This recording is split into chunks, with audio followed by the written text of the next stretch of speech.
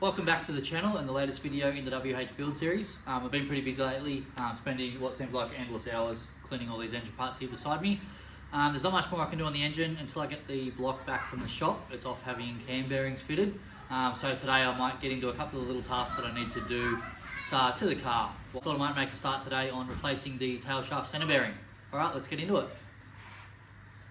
On the ground here I have the tail shaft pulled out of the car, we've done a couple of weeks ago now.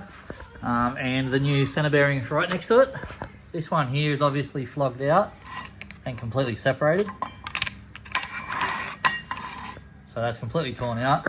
And there's the new one next to it, what it should look like.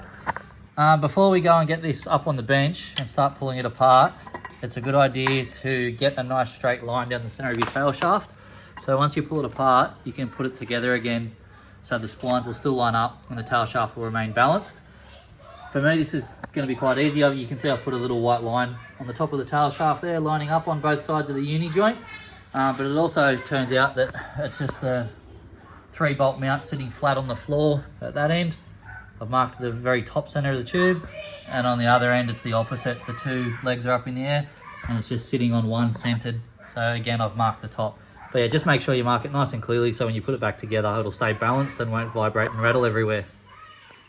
To separate the two halves of the shaft, I've just got it in the vise here around the uni joint. What I'm going to do is hit on the bottom half of here with a hammer and see if we can't get this section to separate, and pull the two half shafts apart. We'll then remove this center bearing as best we can. That's probably going to be quite tricky. Then we can put it back together with the new one.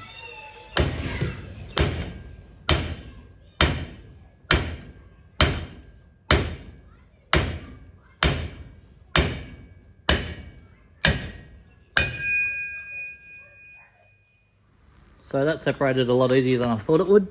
You can now see the other half of the bearing down in there beyond the splines. The splines all appear to be in pretty good condition. Just do a quick inspection while we're here. We can go around to the other half of the shaft and remove the broken half. And inspect the splines on the inside of this half of the tail shaft. They all look nice and clean as well. So now I have to go and try and either hit or cut this section of the center bearing off. I'll figure out the best way to do that. I watched a couple of videos on YouTube of people doing this. Some of them took a grinder and tried to cut through the bearing and then belt the race off around both sides. Other people took to it with a huge big chisel and just belted the inside of here. They both looked pretty difficult, so I got my MacGyver hat on. I got the grinder out and ground a couple of holes in the side of the bearing race there, just big enough to fit this little puller in. I might just go ahead and give that a crack now. I'll throw a ratchet on the end of it and see if we can't just pull this off with the puller.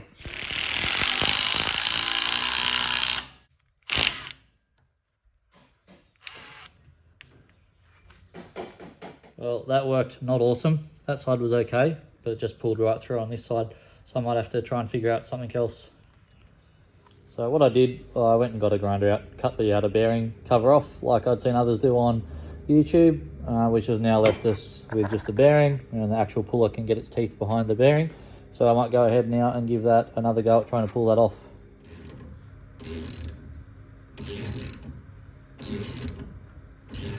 Alright, looks like we're winning.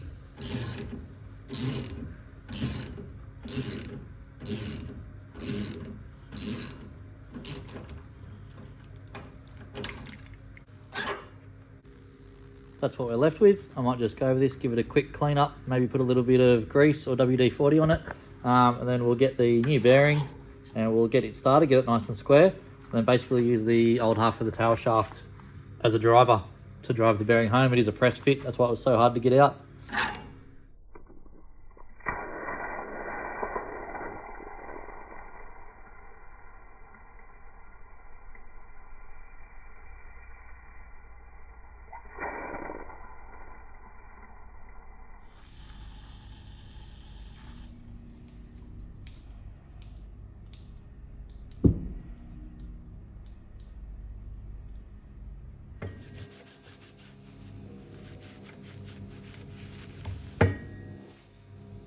Got that just started.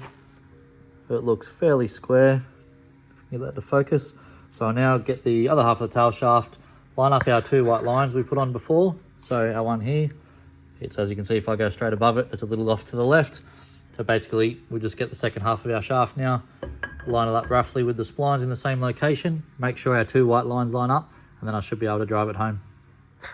Before I hit this home, I'm not going to hit on the end of this locator here. We need that pin nice and clean and not mushroomed over on the end. If you hit it with the hammer, you'll likely damage it. So what I'll do is I'll just use a piece of timber to just hit the back of the timber and line up with 2 bolts on the flange. All right, let's get this back together.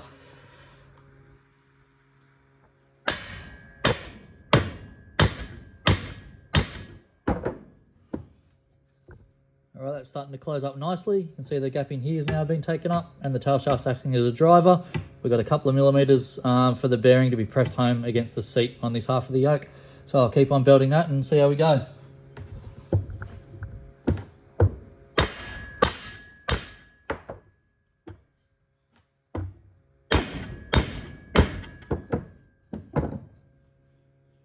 Okay, that looks like it's just about home. All right, we're back together, back on the ground. There's our new centre bearing installed.